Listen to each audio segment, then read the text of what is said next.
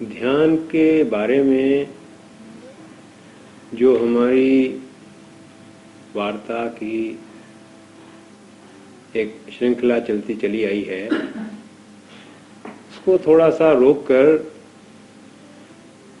आज हम कुछ समय कुछ प्रश्नोत्तर के लिए रखना चाहते हैं, क्योंकि इस बीच में जो कुछ आप लोग सुनते रहे हैं,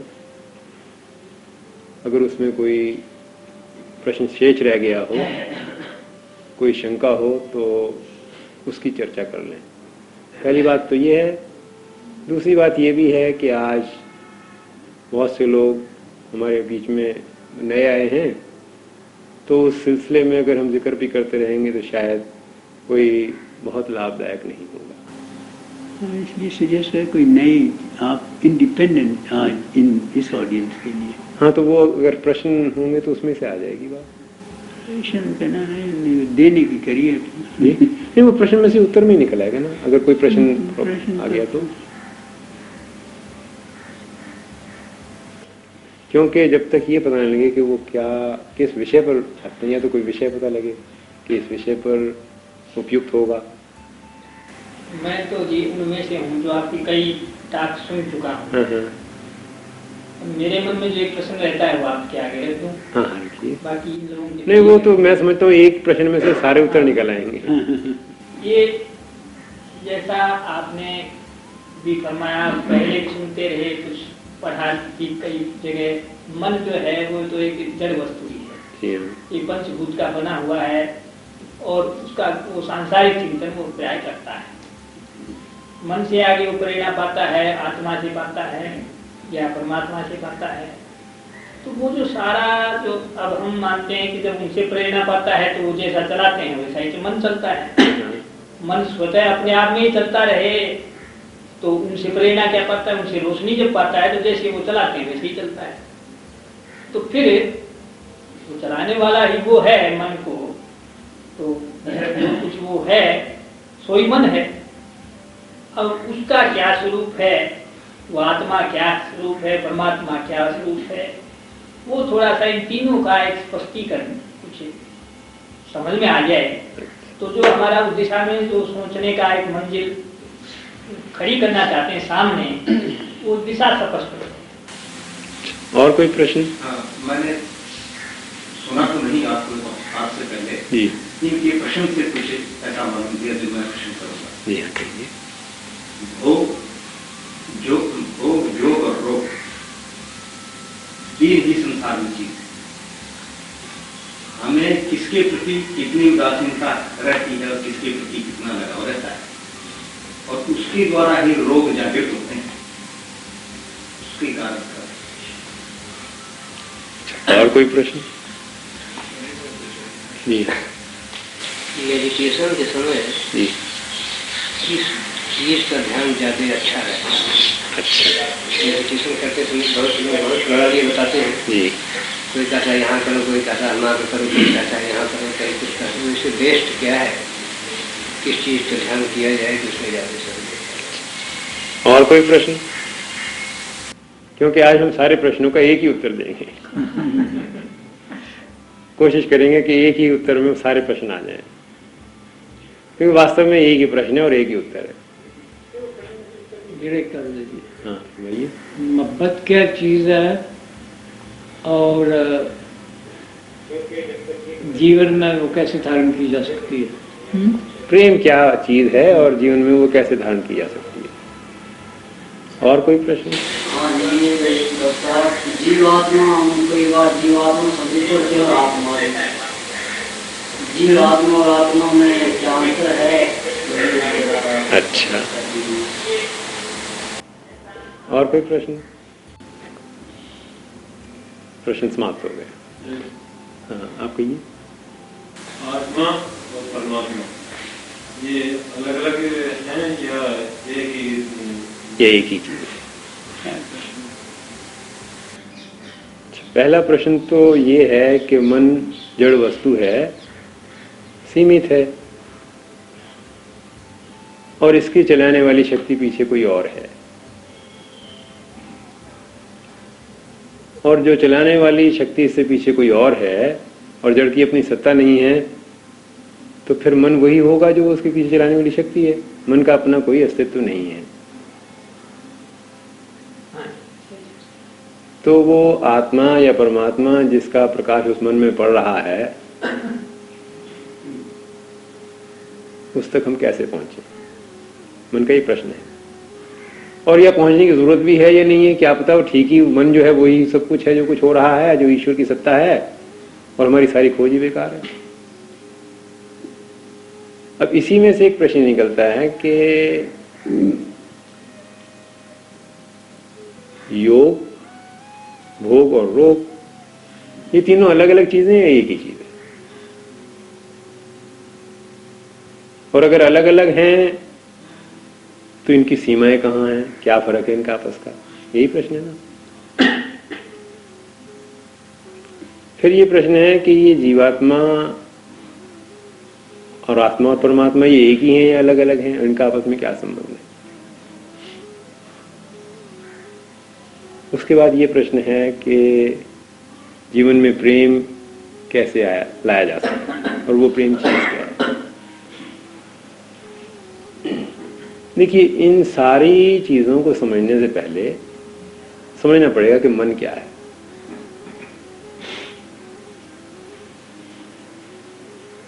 मन आप और अपने जीवन में जरा दृष्टिपात करें, क्योंकि मैं किसी किताब का हवाला आपको देकर नहीं सुनाऊंगा, बताऊंगा वो चीज बताऊंगा जो जीवन में गुजरती है। बात समझ में जब ही आएगी जब वो आपके जीवन से संबंध रखती हो। वरना सुनी सुनाई तो बहुत सी आपने बातें, और पढ़ी भी बहुत सी हैं, और उसमें से अगर मैंने आपको एक और बात बता दी तो 10 में 11 एक और इजाफा हो जाएगा, एक और बढ़ जाएगी। समस्या का समाधान नहीं होगा। समस्या का समाधान कब होगा? जब आपको प्रत्यक्ष हो जाए जो आपका प्रश्न है। प्रत्यक्ष कब होगा? जबकि आपके जीवन की संबंधित वस्तुओं के साथ उसका कोई तालमेल होगा, आपके रोजाना जीवन से उसका कोई संबंध होगा। अगर संबंध नहीं होगा तो फिर वो एक बौद्धिक प्रश्न रह जाएगा। तो देखिए, मन में आपको क्या पता मन है भी या नहीं है? आपको पता है कि मन है? कहीं देखा तो है नहीं मन को आपने? जो चिंतन है, वो चिंतन आपको इस बात का प्रमाण देता है कि पीछे कोई चीज है, मन है। तो अगर चिंतन समाप्त हो जाए तो मन समाप्त हो गया। मन का पता ही नहीं लगेगा अगर चिंतन समाप्त हो जाए। अब ये जो चिंतन है ये क्या है?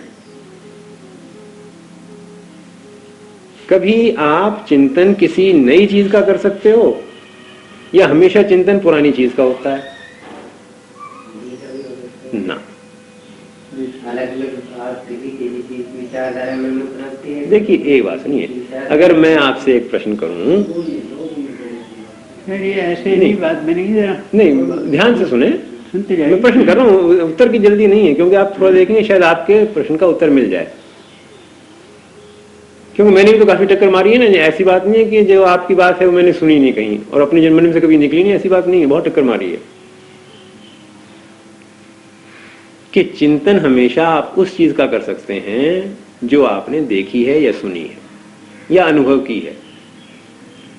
और अगर किसी अनदेखी चीज का चिंतन करते हैं तो वो अनुमान होता है, वो चिंतन नहीं है, वो अंदाजा है।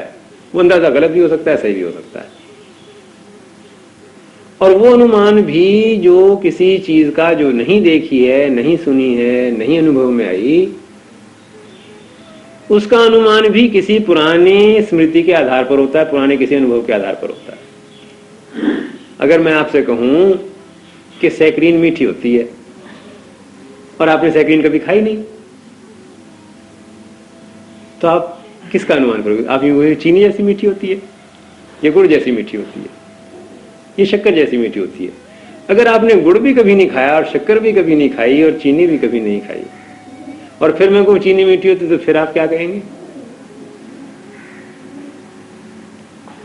तो उस मीठे के पीछे, मीठे का बोध होने से पीछे कहीं ना कहीं मिठास का आपका अनुभव, पिछला अनुभव होगा, नहीं तो आप मिठास की कल्पना नहीं कर सकते। और अगर मैं आपसे एक बात कहूं कि एक ऐसा फल हमने देखा, एक जगह हम गए, वहां हमने एक ऐसा फल देखा जो ना मीठा था ना खट्टा था, ना कड़वा था, ना फीका था। फिर आप अनुमान लगाइए क्या होगा, वो बुद्धि चक्कर काट जाएगी।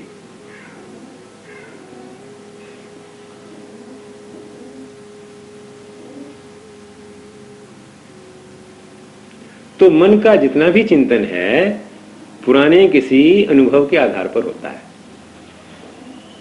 अनुमान भी पुराने किसी अनुभव के आधार पर होता है। अगर आपका पुराना कोई अनुभव है ही नहीं तो अनुमान भी नहीं लगा पाओगे। तो चाहे तो वो आपकी कल्पना है, चाहे वो आपका अनुभव है, वो दोनों का आधार अतीत है, गुजरा हुआ काल है, आने वाला समय नहीं है। लोग कहते हैं भविष्य का चिंतन करते हैं। भाई भविष्य का चिंतन भी जब करते हो अपने पुराने आधार पर करते हो। अगर आपको 2 रोटी मुश्किल से मिलती हैं तो भविष्य में आप 4 रोटी की कल्पना करते हो, महल की कल्पना नहीं करते। झोपड़ी है तो मकान की कल्पना करते हो।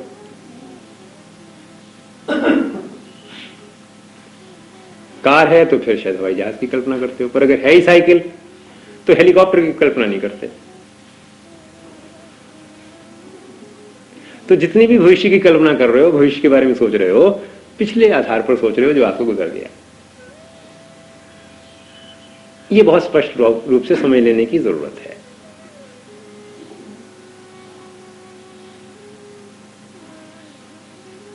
इसलिए मन चूंकि पुरानी स्मृति के ऊपर, पुरानी याद के ऊपर चिंतन खड़ा करता है, उससे बाहर वो जा नहीं सकता। इसलिए वो जड़ है, इसलिए वो सीमित है। ये छाप है, जैसे ये टेप रिकॉर्डर है, इसके अंदर हम जो कुछ भरते जा रहे हैं वही आवाज निकलेगी इसमें से। कभी आप ध्यान पर बैठे और आप देखने लगे अपने मन को, तो विचार वही निकलेंगे जो पुराने कभी 2 साल पहले, 10 साल पहले, 50 साल पहले कभी आए होंगे। और अगर आगे कभी आई है तो वो पीछे से संबंधित है।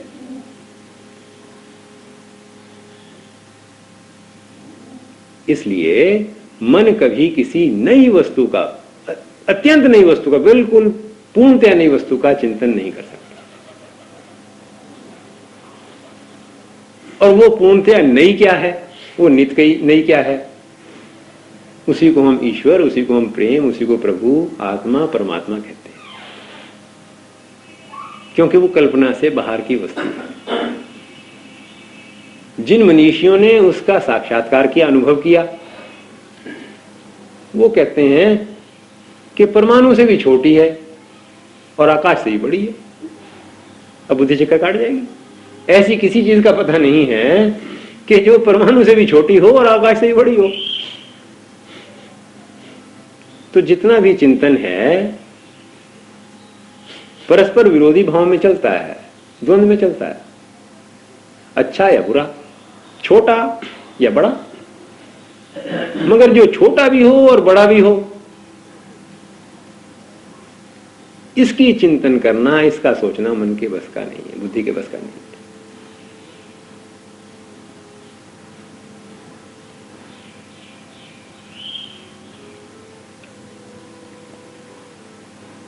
वह स्पष्ट। अब प्रश्न यह है कि मन का जो भी कुछ अनुभव है वो तो है पुराना, गुजर गया, मगर जीवन के अंदर जो कुछ घटित हो रहा है वो पुराना नहीं है। जीवन में जो कुछ सामने आ रहा है वो पुराना नहीं है।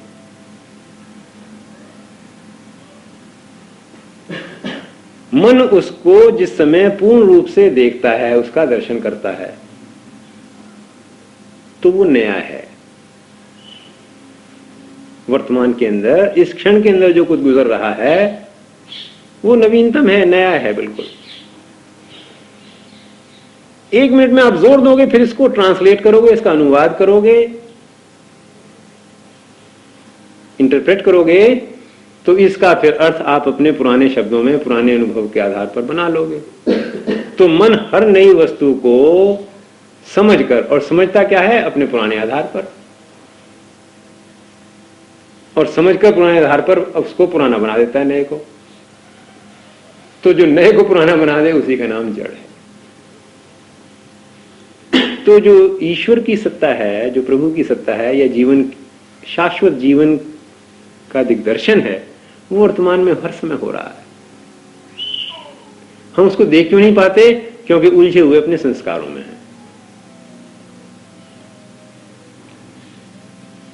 तो अब यहां से प्रश्न ये हुआ, और ये मन जो है ये पुरानी यादगारों का समूह है, जोड़ है। इसी को कहीं कहीं लोगों ने जीवात्मा के रूप में भी कहा है। इस चक्कर में पड़ जाने, किसी किताब में जीवात्मा और मन को अलग बताया है, बुद्धि को अलग बताया है, वो तो उसके अलग अलग खंड हैं, आप किसी तरह से कर लें। मगर सबसे बड़ी बात यह है कि जीव की आत्मा क्या है? जो सीमित है, और विश्व आत्मा या परमात्मा क्या है? जो असीम है। जो भी सीमित है वो मन के दायरे में है, मन से बाहर है। तो मन और बुद्धि और ये जीवात्मा, ये सारे जितने भी तत्व हैं, सारे के सारे संस्कारों का समूह है, गठड़ी है। अपने जो पुराने संस्कार जमा कर लिए हमने, उसका समूह है, बंडल है उसका। और एक बात और भी सुन लो भाई, जिसको कर्म फल कहते हैं, या जन्म मरण कहते हैं, आवागमन कहते हैं, वो क्या है? विषय क्या है? विषय कोई नई चीज का कभी नहीं होता। लत जो पड़ी है वो किसी पुरानी चीज की पड़ी है। जो बार बार किसी सुख को निरंतर या तो उसका चिंतन करते रहो या उसको भोगते रहो, उसमें जो राग पैदा होता है उसका नाम विषय है, उसी का नाम सुख है।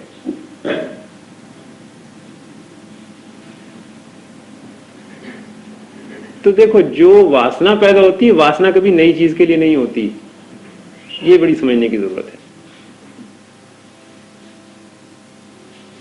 वासना हमेशा उस चीज के लिए पैदा होती है जो अनुभव की गई है, जो चखी गई है, जिसका स्वाद ले रखा है।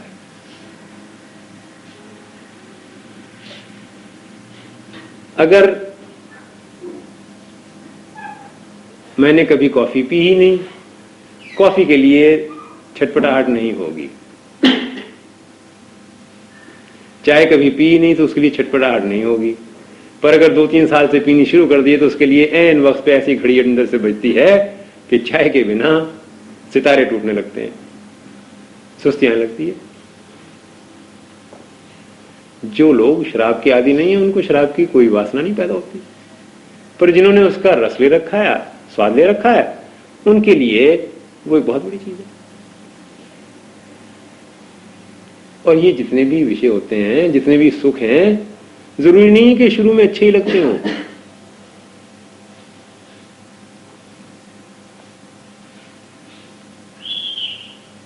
सिगरेट का पहला घूंट जिस आदमी ने कभी पिया, मेरे ख्याल में अच्छा नहीं लगा होगा। अंदर जाती है ऐसी खांसी उठती है कि आंखों में पानी निकलने लगता है और खौं खौं खौं शुरू हो जाती है।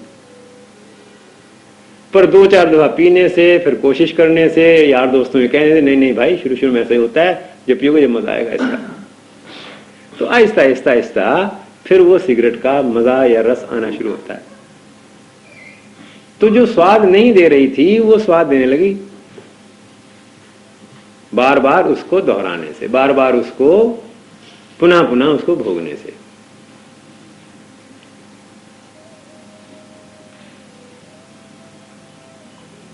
तो जो बार बार नहीं भोगी गई, जिसकी आदत नहीं डाली गई, उसकी तरफ मन नहीं दौड़ता, मन मुक्त है।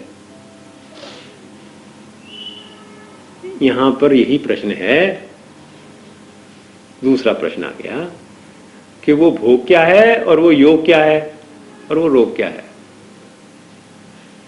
तो जो नित्य नई वस्तु का अनुभव कर रहा है मन, वो योग है।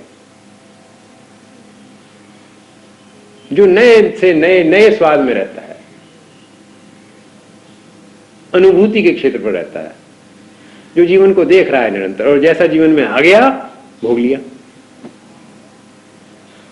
अच्छा आया तो भोग लिया और बुरा आया तो भोग लिया।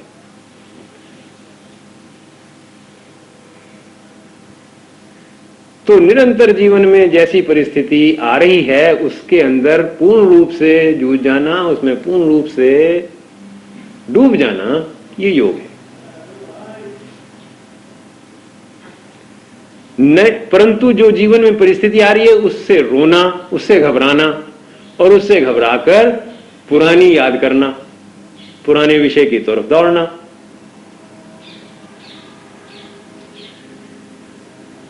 बीवी मर गई, बड़ा प्यार था, मन उदास हुआ, तो उस उदासी को ना समझकर बोतल खोल ली गम गलत करने के लिए। ये भोग है।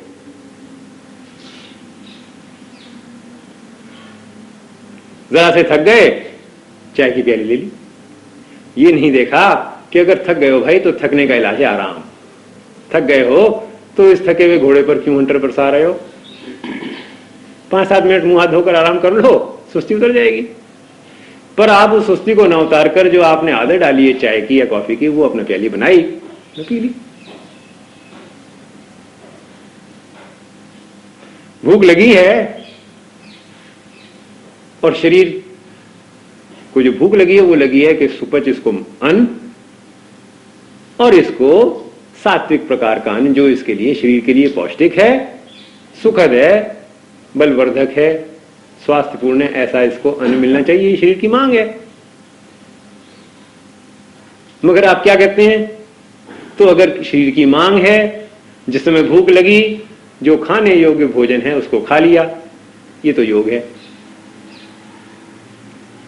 और अगर आप ये कहें, हमारे पास एक सज्जन आया करते थे दिल्ली में, खाने के समय पर कभी कभी उनसे पूछते, भाई भोजन कराए हो, हमारा खाने का समय कुछ खाओगे? वो कहने जी क्या बनाया है? तो जो ये पूछता है क्या बनाया है, उसको भूख तो है नहीं, भोग है। क्योंकि अगर आपने आलू मटर बना रखे हो, पनीर वनीर बना रखा हो, कोई मसालेदार चीजें हो, दही भले बना रखे हो, तो भाई भूख है। और भाई अगर ऐसी चीज नहीं है तो नहीं जी, भूख तो नहीं है।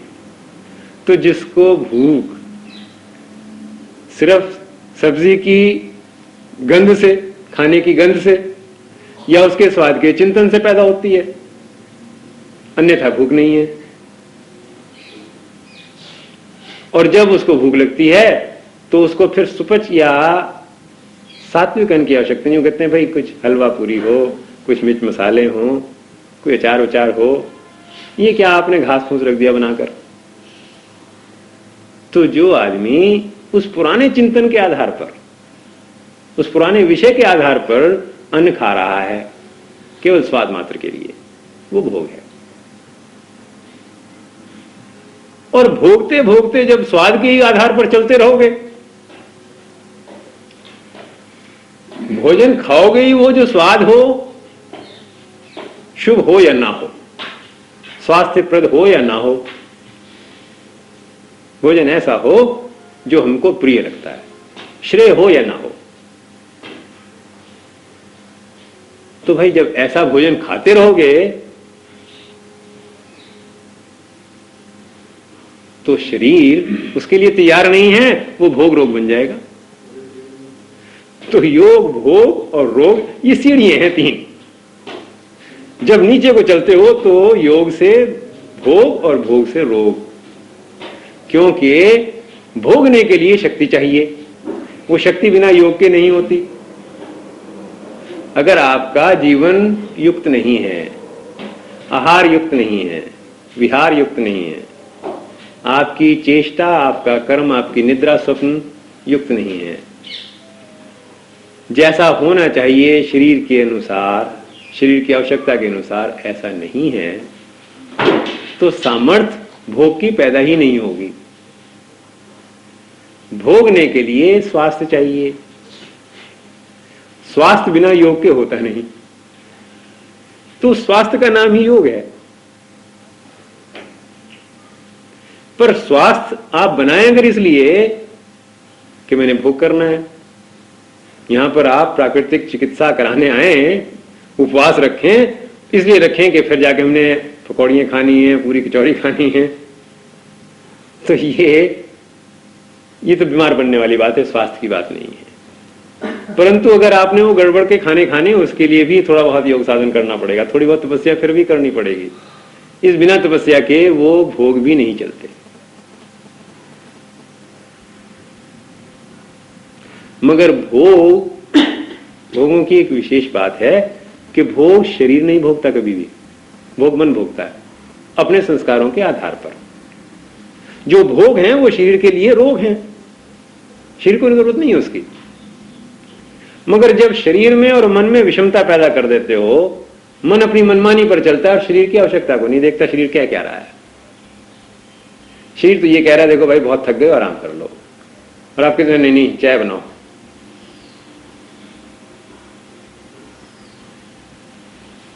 तो शरीर टूटेगा।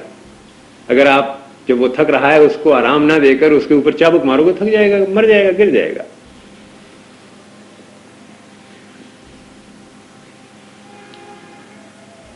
तो निरंतर भोग बड़ी अच्छी चीज है, बुरी चीज नहीं है भाई, क्योंकि सारा संसार उसके पीछे भाग रहा है। और यहां हम ऐसा उपदेश करें नहीं भोग नहीं भोगने चाहिए, तो गलत बात होगी। क्यों? अगर कहते भी रहोगे सारी दुनिया कह रही है भोग बुरी चीजें, लगे हुए सारे हैं, गुरु लोग भी लगे हुए हैं, शिष्य लोग भी लगे हुए हैं, उपदेशक भी लगे हुए हैं, उपदेश सुनने वाले भी लगे हैं, श्रोतागण भी लगे हैं, सारे ही तो भोगों के पीछे दौड़ रही है दुनिया। आज इस हमारे इस संसार में गड़बड़ क्या हो रही है कि जो शासक हैं वो और जो जनता है वो सारे के सारे लगे हुए हैं उस घुड़दौड़ के अंदर। सारे के सारे जो गुरु लोग हैं वो भी और साधारण जनता भी सारे उस चक्कर में लगे हुए हैं, भोगों के चक्कर में लगे हुए हैं।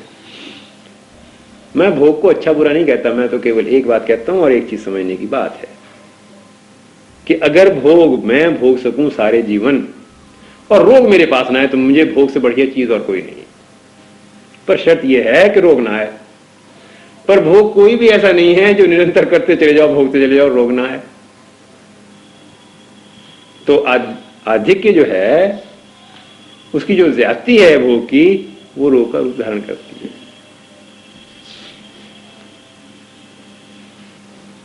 तो रोग से अगर मुक्त रहना चाहता हूं तो भोग से भी मुक्त होना पड़ेगा। रोग से मुक्त होना चाहूं, रोग से तो मुक्त होना चाहूं और भोग से मुक्त ना होना चाहूं तो फिर कुछ और करना पड़ेगा। फिर क्या करना पड़ेगा कि रोगी शरीर के ऊपर लीपापोती करो। लीपापोती क्या है? खाना खाया, बदहजमी हुई, सोडा पी लिया। अम्ल रस की अगर कमी है तो थोड़ा सा अचार ले लिया, थोड़ी सी खटाई ले ली। गलत सलत भोजन खा गए, कब्ज हो गया तो जुलाब ले लिया।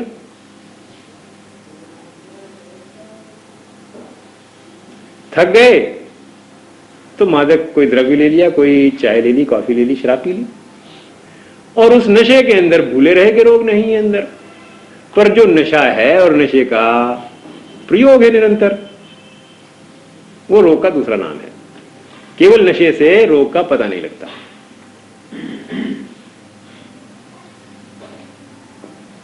तो वो जो स्वास्थ्य है वो ही भोग से मुक्ति है। जीवन के अंदर जैसी स्थिति आए उस सुख दुख को भोग लेना, उसमें लिप्त ना होना, उसका चिंतन नहीं करना। अगर वो चिंतन नहीं होगा, पिछला मन शांत हो गया, मौन हो गया, जो मन मौन होगा वही जीवन की हर परिस्थिति के अंदर से पूर्ण रूप से गुजर पाएगा। वही योगी का मन है।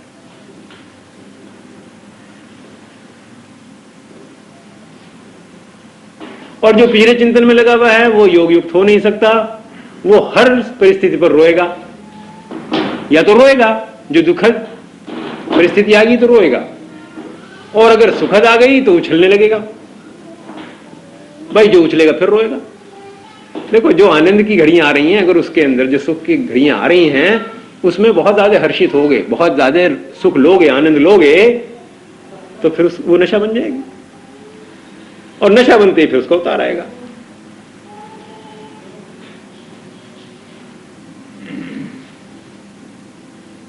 तो इसी तरीके से जो मन भोग में नहीं लिप्त हुआ जो रोग से मुक्त है वो योग युक्त है, और जो योग युक्त है वो मन की सीमा से बाहर है, वो उसको ईश्वर का साक्षात्कार संभव है। वो उस जगह पर खड़ा हुआ है, उस छोर पर खड़ा हुआ है जहां पर प्रभु सत्ता के दर्शन निरंतर होते हैं, होने की संभावना है। होते हैं तो मैं यूं नहीं कहूंगा, निरंतर तो यूं नहीं कहूंगा, क्योंकि फिर सीमा बांधोगे उस असीम पर। आखिर में हमें एक ही शब्द कहना पड़ता है कि मनुष्य तो इतना ही प्रयास कर सकता है, प्रयत्न कर सकता है कि अपने मन को खाली कर दे, भोग मुक्त कर दे। और भोग मुक्त कैसे करे? हट से नहीं, दबाव से नहीं, ज्ञान से, विवेक से, कि वो जितना भी पुराना चिंतन है वो मेरा बंधन का कारण है, वो जितना ही मेरा भोग है वो मेरा दुख का कारण है, रोग का कारण है। आनंद नहीं है, जीवन नहीं है। आनंद लेने के लिए जीवन चाहिए, स्वास्थ्य चाहिए। तो उस आनंद और जीवन के स्वास्थ्य के लिए उस समत्व को लाना, उस बैलेंस को लाना जहां भोग रोग नहीं बने, ये विवेक है। ये विवेक ही आत्मनिष्ठ मनुष्य का लक्षण है, योगी का लक्षण है। योगी वो नहीं कहलाते जो शीर्षासन पे उल्टे खड़े रहें या ना कहां कान मूंद लें, उसको योगी नहीं कहते। वो तो हठ है, हठ योगी कहलाते हैं। 2-2, 3-3 घंटे 20-20 दिन के लोग समाधि लगा लेते हैं, उसको योगी नहीं कहते। योगी उसको कहते हैं जो निरंतर जीवन में देख रहा है, सत्य और असत्य का विवेक कर रहा है, भोग और रोग को देख रहा है, उस भोग में लिप्त नहीं होता।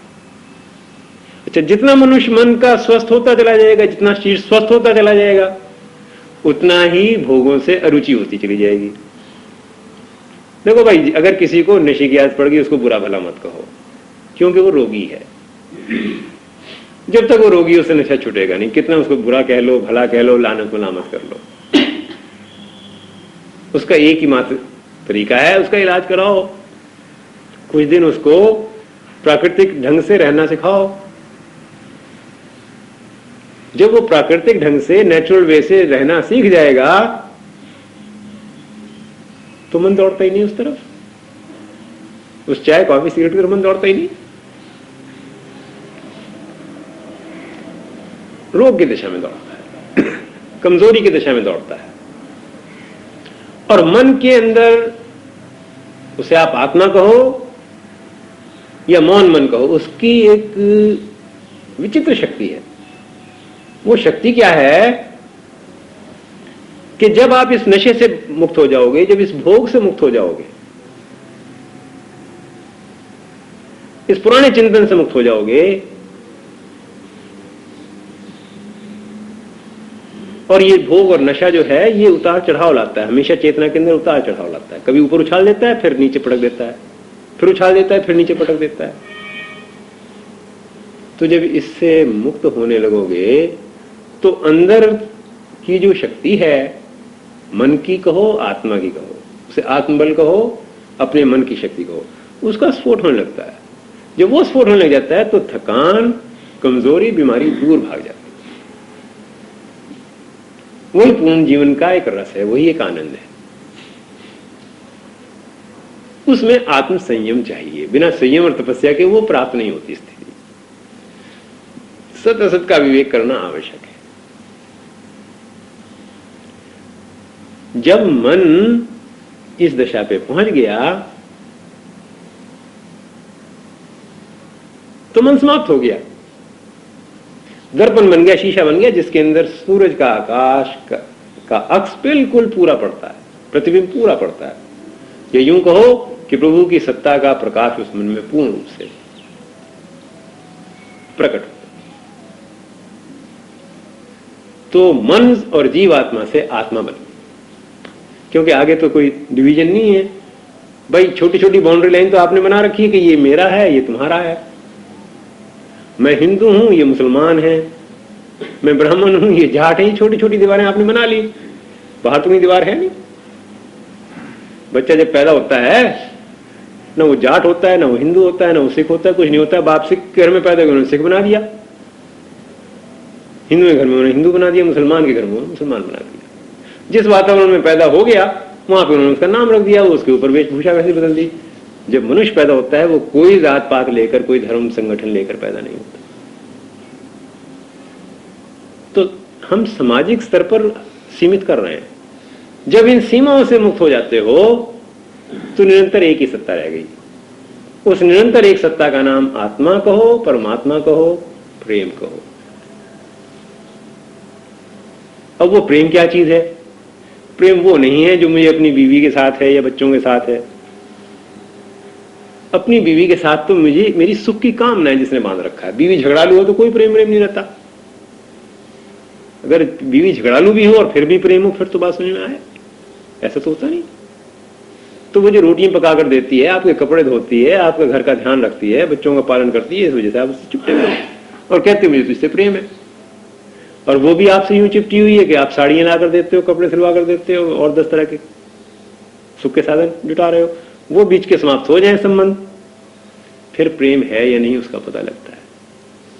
जब तक आप दुनिया को देते रहोगे भाई सारे प्रेमी बने रहेंगे। जिस दिन देने के योग्य नहीं रहोगे उस दिन पता लगेगा कि प्रेमी कोई है या नहीं है आपका। और आपका भी जिस दिन सारा स्वार्थ समाप्त हो जाएगा, किसी से कोई लेना देना नहीं है, फिर पता लगेगा कि प्रेम है या मोह है। तो जो सुखद वस्तु है, जिन लोगों से आपको सुख मिला है, भोग प्राप्त हुए हैं, उसके प्रति मोह पैदा होता है।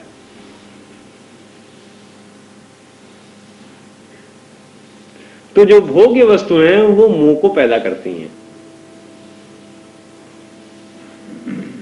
जहां भोग की इच्छा समाप्त हो गई, भोग की इच्छा समाप्त हो गई, जो मिल रहा था वो छोड़ दिया कि नहीं चाहिए। क्यों? कि जो भी कोई देता है, मुफ्त में तो कोई देता नहीं भाई। देता है तो सिर के ऊपर जूता रख के देता है, कहता है लो ये ले जाओ, मुझे क्या दोगे? सौदा करना पड़ता है हर एक साल। तो कोई भोग मुफ्त में नहीं मिलता, किसी न किसी गुलामी करनी पड़ती है। उस गुलामी के साथ साथ उस दशा का नाम जो है वही मोह है। मोह प्रेम नहीं है। मोह वो है जो आदमी की बुद्धि को नष्ट कर दे, उसके विवेक को नष्ट कर दे, उसका नाम मोह है। कि सत असत का ज्ञान नहीं रहा। तो मोह विवेक का नाश करता है।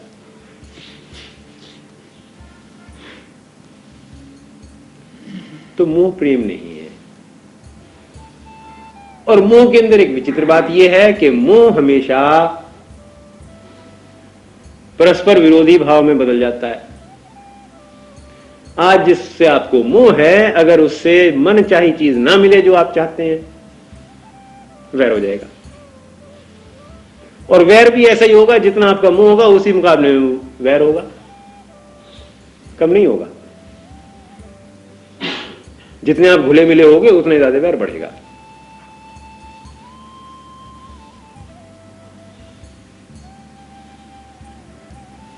प्रेम वो तत्व है जो कभी परस्पर विरोधी भाव में नहीं बदलता।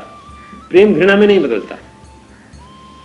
किसी से आपको प्रेम है और आपको मनचाही बात ना मिले उससे, वो आपके साथ बेवफाई कर जाए,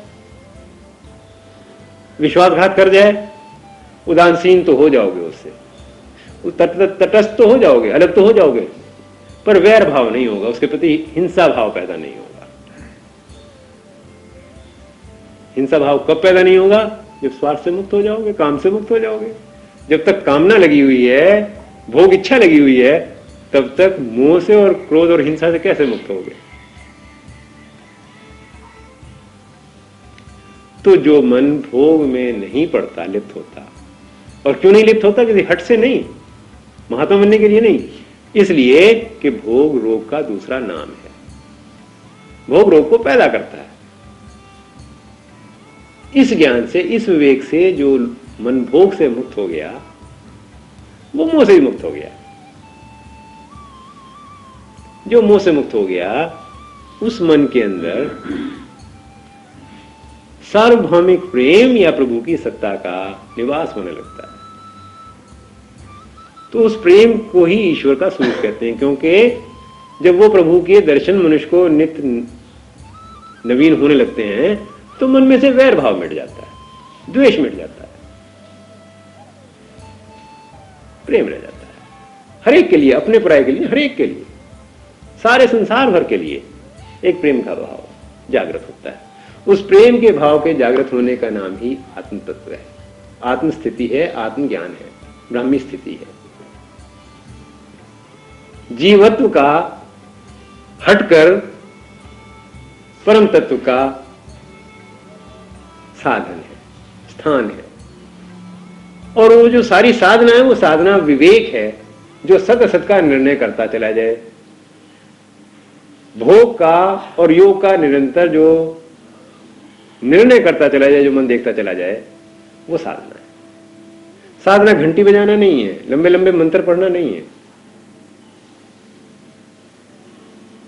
उससे तो आदमी आत्म प्रवंचना में पढ़ सकता है, भ्रम में पढ़ सकता है, तुम महात्मा बन गया, संत बन गया, और बना कुछ नहीं। 8 घंटे सवेरे घंटी बजाई, 8 घंटे शाम को बजाई, मंदिर में भी हुआ है, और दिन में आकर फिर वही मारधाड़, वही खींचतान। तो ऐसा मन योग युक्त नहीं है। वो तपस्या या विवेक या आत्म संयम उसका द्वार है।